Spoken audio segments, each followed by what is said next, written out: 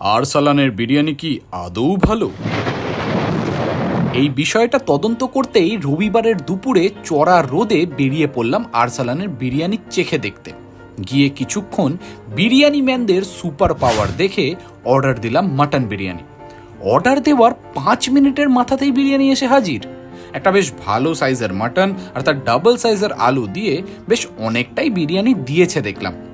একরাশ বিরিয়ানি মুখে দিয়েছি, মাটনটা ধরতেই দেখলাম নাতাশা যেভাবে হার্দিককে ছেড়েছে সেরম ভাবেই মাটনটা কিন্তু হাড় থেকে ছেড়ে চলে গেল ভাই।